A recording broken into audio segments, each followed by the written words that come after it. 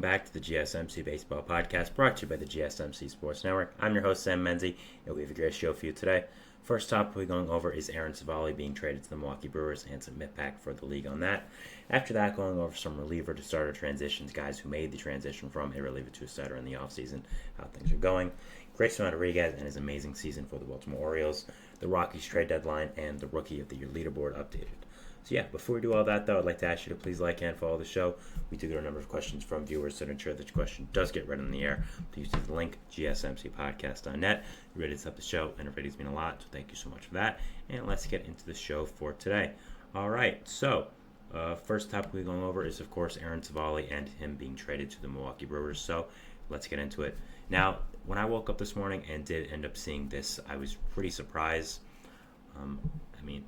I wasn't surprised to see a trade happen this early, especially with these two combinations of teams. The Brewers needed pitching, but I was surprised to see Civale get traded. Now, Civale was traded last year from Cleveland to Tampa Bay in a pretty significant deal, sending one of the top prospects in baseball, Colin Manzardo, to Cleveland for him. I love that deal for both sides. I thought Tampa got a really good pitcher. I thought Cleveland got a really good prospect, and now Tampa giving up on him only a year after they got him is pretty insane to me a little bit. I really did not expect this, and I really did not think much of what would happen, but wow, it's a big deal. I love the return now for Cleveland. Trading Civale, a guy who would be dumped by his other team, to get Manzardo, a top first base prospect in the league, is something that I really, really think the Guardians did well on. And, Manzardo hasn't really proven himself yet to be an impact bat, or the impact bat I think he could be. But at the same time, he still has that name appeal. He still has pedigree as a prospect, and I think they could have gotten a lot more for him other than Civale at this point if they didn't really plan on making him long term. I think this is a fantastic trade for Cleveland last year, and yeah, it's kind of surprising that Tampa did give up on him this fast, and not only give up on him, but also give up on him for the price they did. They traded him to Milwaukee for a infield prospect who really isn't known much as a bat.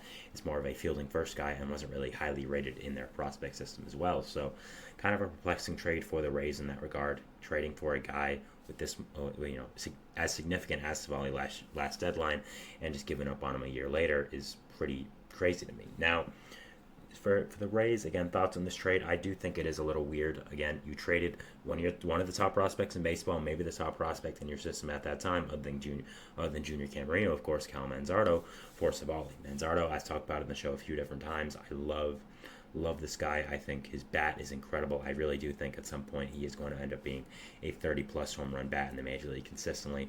Whenever he gets that down, I think that should be either by the end of this year or the start of next year. He should be that bat that I expect him to be. And yeah, I really love this trade for the Cleveland, and it's not just the fact of Manzardo and who he is. Not just what the Rays thought of him. If the Rays didn't think much of Manzardo, it made sense to trade him. I understand that, but trading him when he has the name value he has, when he has the value around the league he has to other teams who think he is better than what the Rays obviously perceived, for Civale, a guy who was good last year, you thought would probably be better, and then you dump him this year, is kind of crazy to me. I just don't understand the thought process for the Rays here. And I know we always talk about don't make trades with the Rays. They're going to fleece you, but this seems like a bad trade in my opinion. I don't know why the Rays did this for both parts of it, trading Civale now and trading for him last year for Manzardo. I think it was a misstep there, and I really don't agree with the decision making.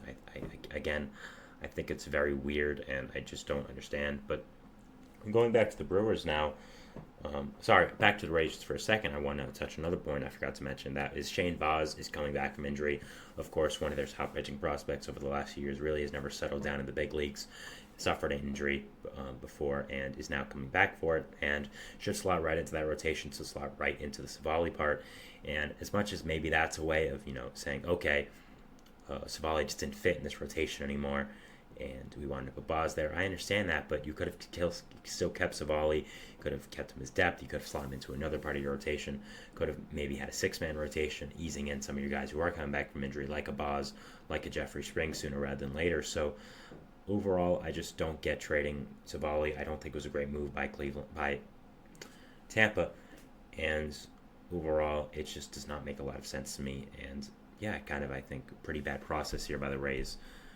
It's still a great franchise. Just I think this trade was a loss here, and I don't agree with what they did. Going to Milwaukee, though, I do like this trade a lot.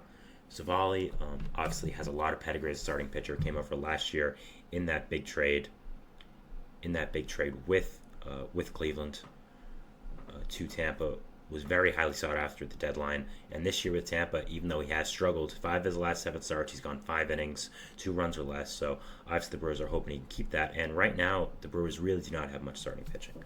I mean, you enter the season really thin at that position as well, with Corbin Burns being traded, with Brandon Woodruff being out for the season. But losing Robert Gasser for the season, losing DL Hall to injury, losing Wade Miley to injury, it's become very, very thin.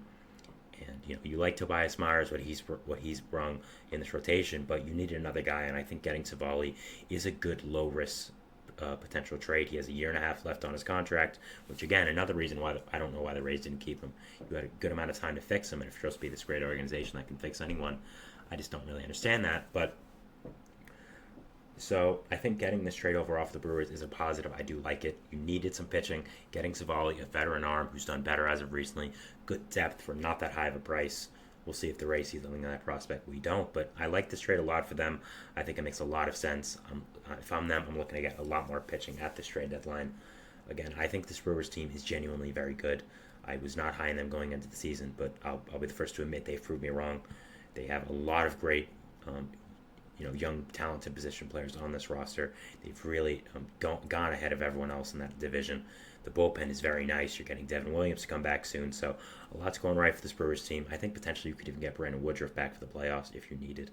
I think that's more of a reach, but at the same time, I still think it's possible. So I think this Brewers team is very talented. I do think you should go all in for some kind of starting pitcher, whether it's more of a rental piece like Jack Flaherty, maybe one of the Mets starters, or a long-term piece like Garrett Crochet from the White Sox. It'll be interesting to see what they do decide. And yeah, I think this Brewers team is good, but it'll be very interesting to see what they do decide at this deadline. I mean, you have a lot of talented young players, and I think this new core is starting, this new window is starting, and I thought it was closing last year, but with guys coming up like Sal Frelick, like Jackson Chourio, William Contreras has started to hit amazing. Rhys Hoskins has been a great signing. Christian Yelich has been fantastic for you this year. With these guys performing, I think the Brewers have found a new part of their window extended. And if I'm them, I'm trying to add to that. I'm trying to get some more starting pitchers on this team. I think Civale was a good start of a buy low candidate, a guy you didn't really have to give much up to get, but has a big potential. But overall, I am trying to get more people, and I think you really do need to add starting pitching for this roster, because other than Freddie Peralta, I would not feel very confident in what is going on with this team right now. So next, we have for the Rays, what is their outlook now? The Rays are going to be a very interesting team to track as we go into this deadline. I've talked about them before. There's a lot of interesting decisions that the Rays are going to have to end up making. First of all, with position players, are you going to end up trading some of your guys like Randy Arozarena, Isaac Paredes? Some of these guys were very good players, maybe having some down seasons, really mainly for Randy. And are you going to go into more of a rebuilding, retooling situation? Are you going to trade some other pitchers? Are you going to trade some of the guys that you've known as a Rays fan for a long time? Are you going to trade Pete Fairbanks? So are you going to buy? Is that what you're going to do? I mean, I don't think they're buying at this point. They just traded Civale. So it is going to be a very interesting decision-making time for the Rays at this deadline and seeing what does end up happening with them.